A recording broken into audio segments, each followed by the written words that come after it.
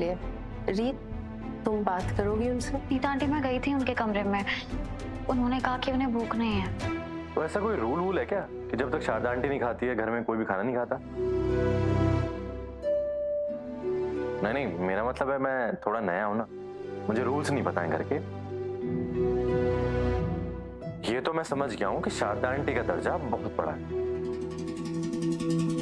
बात तो तुमने बिल्कुल ठीक कही है रोहित, दर्जा तो मेरा वाकई बहुत ऊंचा है, लेकिन कभी कभी बड़ी लड़ाई जीतने के लिए छोटे छोटे अपमान के घूंट पीने पड़ते हैं और ऐसा ढोंग करना पड़ता है कि कुछ हुआ ही ना।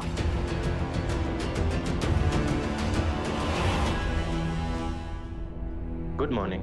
Good morning. Good morning. ऐसा पहली बार हुआ है कि मम्मी जी को कोप भवन में से निकालने के लिए मिन्नतें नहीं करनी पड़ी, खुद ही बाहर आ गई। माँ तो कोप भवन से आ गई, तुम्हें जाना है क्या वहाँ? कल शाम को मैंने जैसा बर्ताव किया वो किसी भी हालत में सही नहीं ठहराया जा सकता। मैं बहुत शर्मिंदा हूँ। दादी ना बन पाने का दुख उसने न सिर्फ मेरे दिल को तोड़ा, लगता है जैसे मेरी मति भी भ्रष्ट कर दी।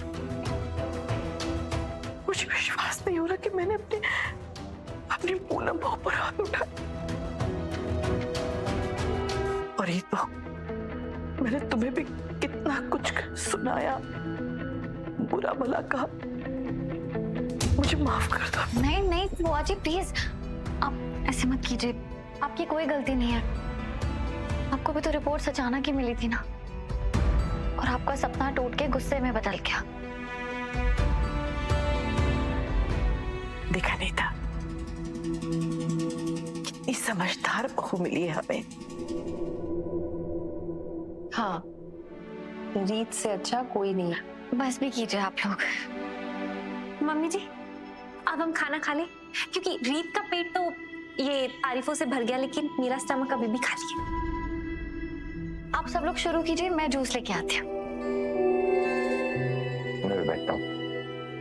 रोहित, माँ ने कितने प्यार से, कितनी मिन्नत करके तुम्हें यहाँ बुलाया है हमारे साथ रहने के लिए। तो अपनी मम्मा के पास बैठो ना बेटा। वजह मैं तो बस मेहमान हूँ, कुछ देर में चला जाऊंगा।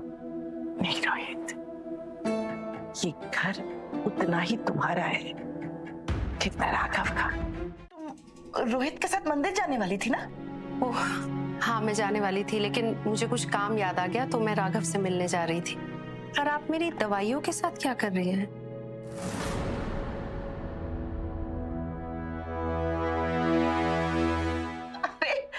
हम सबकी दवाइयाँ आती है ना, तो मैं एक साथ ही लिस्ट बनाकर केमिस्ट के पास भेज देती हूँ। मैं चेक करने आई थी कि कहीं तुम्हारी कोई दवाइयाँ खत्म तो नहीं हो रही, तो एक साथ लिस्ट में लिख के केमिस्ट के पास भेज देती।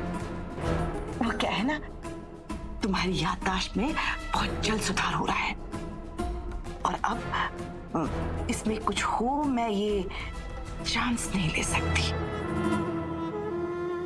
तो देखो, ये भी खत्म होने वाली है, ये भी खत्म होने वाली है।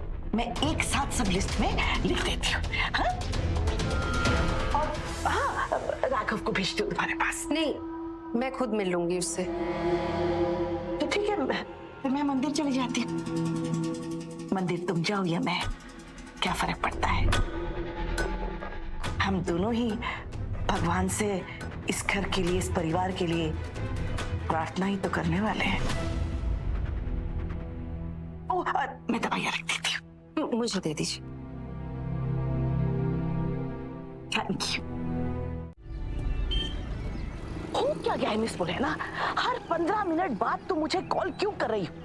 कोई पहाड़ नहीं टूट पड़ेगा अगर मैं कुछ देर के लिए घर से बाहर निकल गई तो। हाँ, तो कुछ तुम्हें कुछ चाहिए तो तुम रीत बहू या फिर पूनम बहू से मांग लो ना। अरे फिर से?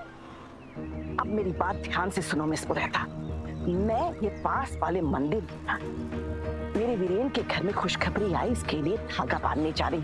तुम मेरा फोकस मत बिगाड़ो, क्योंकि अगर मेरा फोकस बिगड़ गया तो कहीं मैं प्रतीक के नाम का धागा ना बांध दूं तो तुम फंस जाओगी। हाँ, माता मुझे ऐसी भूल मेरे गले में क्यों डालती? जान खाने के लिए तैयार है। अरे, अरे, हॉर्न तो बजाना चाहिए। उसी के साथ चलेगा? कमाल है। अरे सुनो,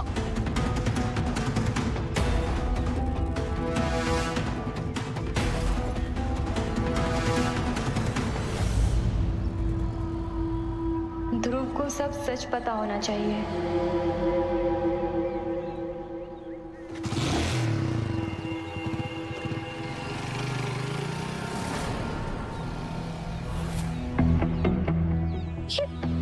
ये तो चौधरी इसकी रामसुंदरी है ना, खटारा। ये वो लोग के आसपास तो नहीं, लेकिन ये दोनों छपरी उनकी गाड़ी पर क्या लगा कर थे?